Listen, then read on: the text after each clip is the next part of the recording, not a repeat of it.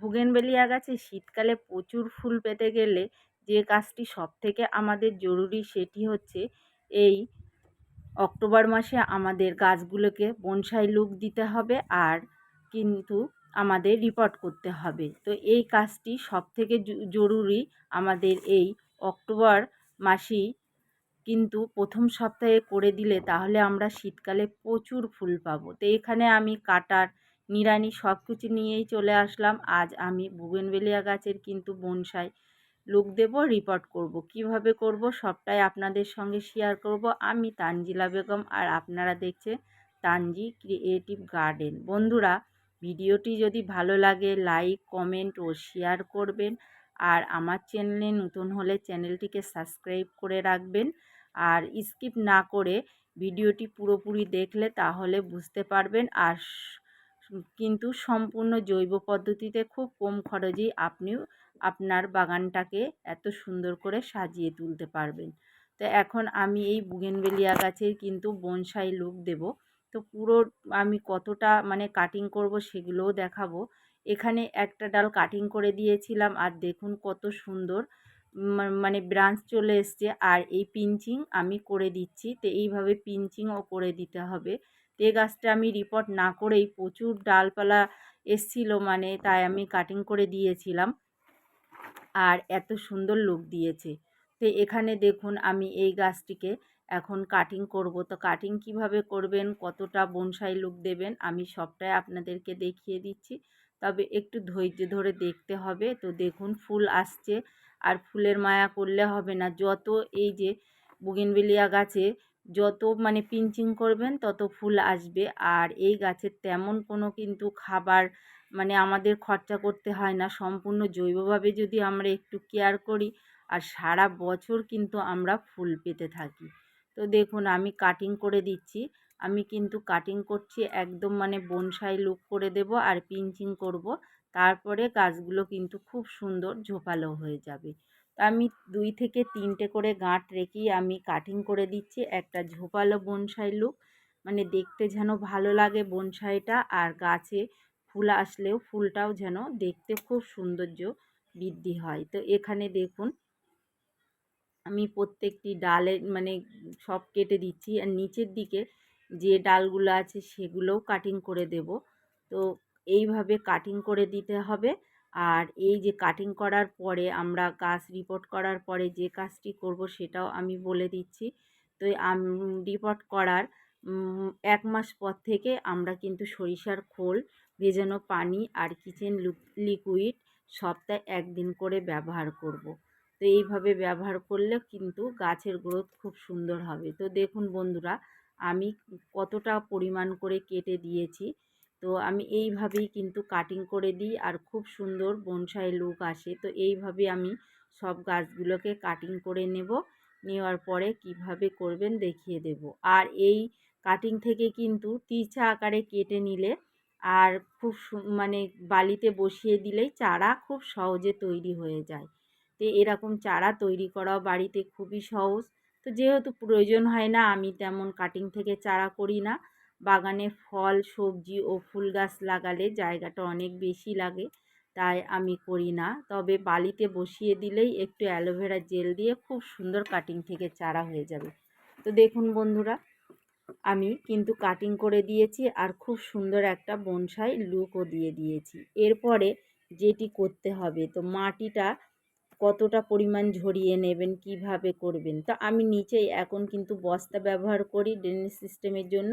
আর এই বস্তাটা দিলে মাটি নিচে থেকে বার হয় না। শ্যাতলা একটু পড়ে ছাদ বাগানে, কিন্তু কোনো মাটিটা আমার কিন্তু ধুয়ে বেরিয়ে যায় না, টপের মাটিটা ঠিকঠাক থাকে। তো এখানে দেখুন আমি কিভাবে মাটিটা ছাড়িয়ে নিচ্ছি। আমি পুরো মাটি কিন্তু ছাড়িয়ে নেব, নিয়ে সামান্য গোড়াটুকুই রেখে দেব। উপরের দিকে যে মাটি আছে সেগুলো সব কিছুই ভালোভাবে কিন্তু একেবারে পরিষ্কার করে নেব দেখুন।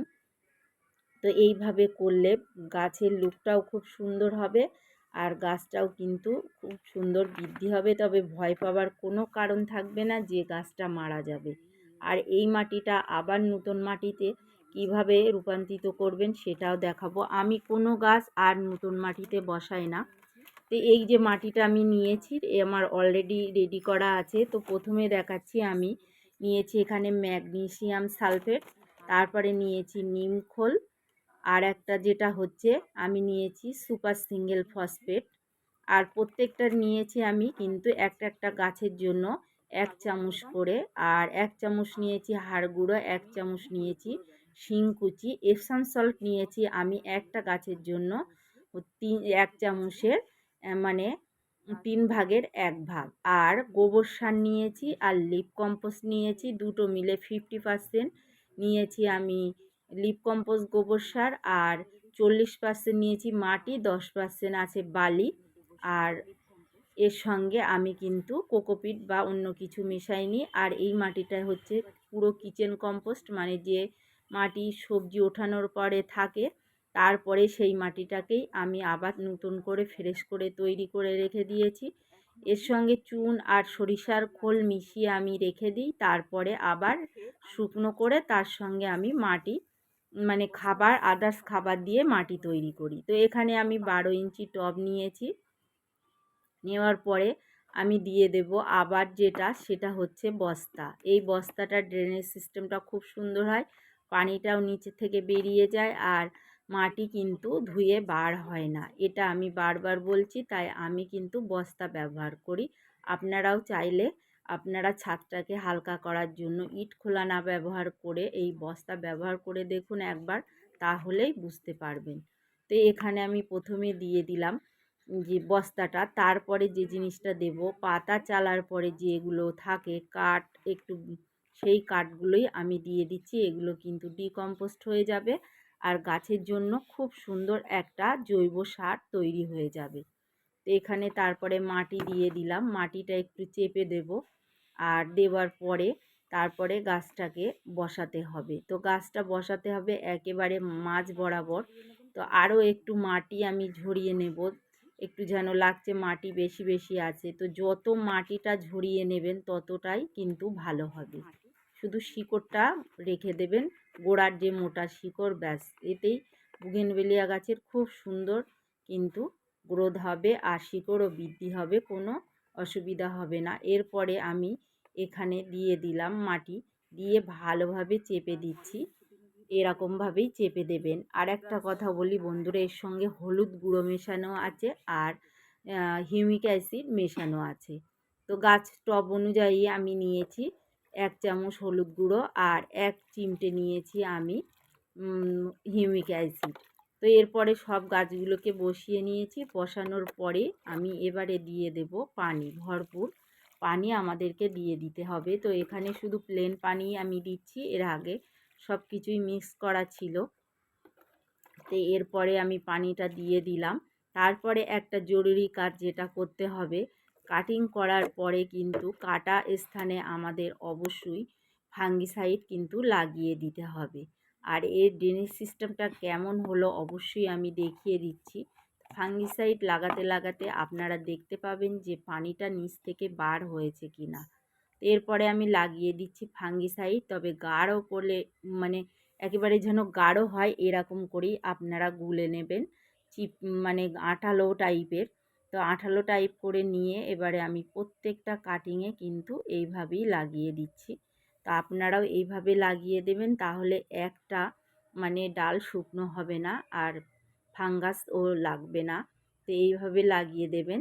তো ভিডিওর প্রায় শেষ পর্যায়ের দিকে বন্ধুরা, ভিডিওটি যদি ভালো লাগে অবশ্যই কমেন্ট করে যদি কিছু জানার থাকে তো প্রশ্ন করবেন, আমি অবশ্যই উত্তর দেব। আর ভিডিওটি শেষ পর্যন্ত দেখার জন্য অসংখ্য ধন্যবাদ। আর এইরকম ভিডিও আপনারা পেতে অবশ্যই চ্যানেলটিকে সাবস্ক্রাইব করে রাখবেন।